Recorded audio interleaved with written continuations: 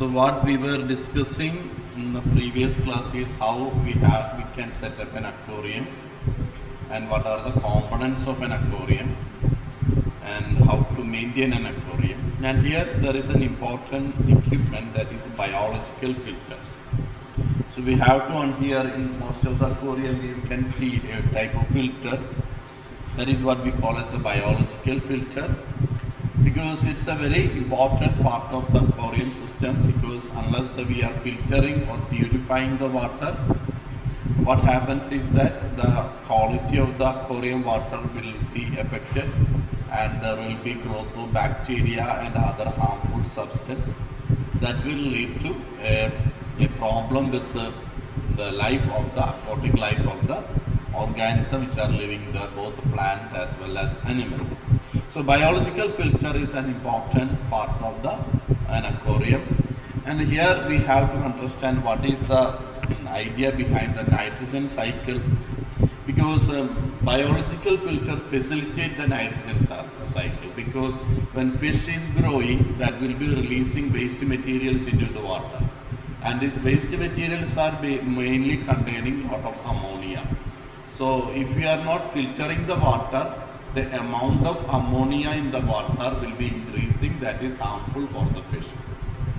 So what happens in a nitrogen cycle is that ammonia will be produced by the waste of the fish and also by uneaten food, and that will be converted into, this ammonia will be converted into less harmful substance as a result of the nitrogen cycle.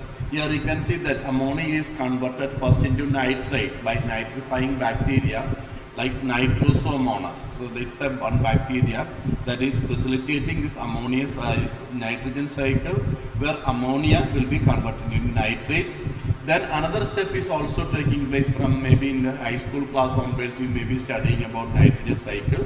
What happens to nitrate is that it will be further converted into nitrate. You can see NO3, one is NO2, other is NO3, and by another type of bacteria known by the name Nitrobacter bacteria, which is less harmful and can be removed through water changes or absorbed by the plant. So in a nitrogen cycle, what we are observing is that ammonia will be first converted into nitrate, NO2, then it will be converted into another substance known as nitrate. This nitrate conversion is carried out by bacteria known as Nitrosomonas, whereas nitrate conversion will be carried out by Nitrobacter. So by allowing this biological filtration, we are actually facilitating or helping in the efficient working of this nitrogen cycle. Now another system is the filter media. The biological filter use porous material, most of the time ceramic material, bio balls, sponges, etc. And that will be providing large surface area for bacteria to colonize. So that is another method by which we are improving the nitrogen cycle. Then maintenance, avoid over cleaning the biological filter, because what happens if you are using soap water, detergent or other thing, the natural bacteria like Nitrobacter or Nitrosomonas, which are very much needed for the formation of nitrogen, working of the nitrogen cycle, will be destroyed. Instead of this Nitrosomonas or Nitrobacter, harmful or pathogenic bacteria will be developing there. So that may not be good for the fish. So rinse the media gently in aquarium water during the meal. So do not use soap water or other kind of detergent during the cleaning process. Now another aspect of the aquarium is the aeration. Aeration, you will be using certain balls like that. From that balls the oxygen will be coming. Aeration refers to the process of adding oxygen to aquarium water. What is the purpose of adding oxygen? Because aquarium is a static water, stagnant water. There is no movement in that. So if the water is not moving, the amount of dissolved oxygen in that tank will be less. So in order to improve the amount of oxygen in the aquarium, we have to make the water in some kind of circulation. And for that we are using aeration.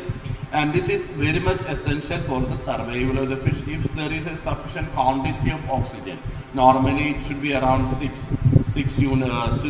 parts per thousand or something.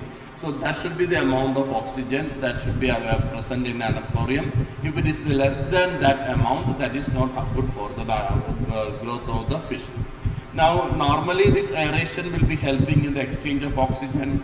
Aeration promotes gas exchange at the water surface, because when we are pumping air into the water, that will be creating a movement of water on the surface or ripples on the water surface, and as a result more oxygen will be dissolving into the water, and carbon dioxide will be also escaping from the water. It is particularly important in densely stocked or warm aquarium where oxygen level may deplete. For example, in a hot water, what happens is that amount of dissolved oxygen may be less. Compared with the cold water will be always having more amount of oxygen. So in a warm water aquarium, we have to use this aeration more efficiently, more frequently. Otherwise, what happens is that the amount of oxygen in that warm water will be depleting, will be reducing slowly over a period of time. Now, what are the different methods of aeration? The main method is air pump. You might have seen that there is a small device connected with a tube, and at the end there will be a stone, and that will be creating bubbles in the water. So that is the most common. Then power head, circulate water to mimic natural flow and promoting airhead. Then spray bar, disperse water in a fine spray. That is another kind of method. Then live plants. So these are some of the different type of methods that we are using in the use of aeration. So one is air pump, but which is the air pump is the most common type. Power head and spray bars are not very commonly used in our area. Then live plants. So in an aquarium, if we are cultivating a few live plants, that will be also creating more oxygen in the water. Then what are the indicators of poor aeration? The fish gasping. For example, in an aquarium tank, we are seeing that fish are coming to the surface and gasping for air.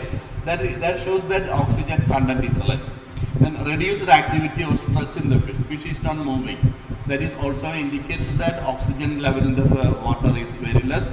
Poor growth of aquatic organism. That is also another. So by looking at these factors, we will be able to understand whether there is any sufficient amount of oxygen in the water.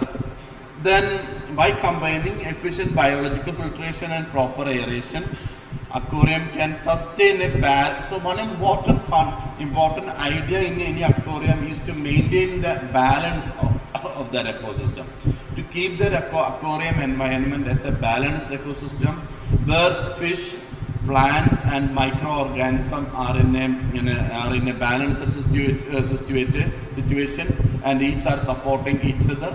So only then the aquarium will be working efficiently for a long period of time. So this is an idea about what are the different factors in the use of a aquarium filtration as well as an aeration. Now we will be moving to another area,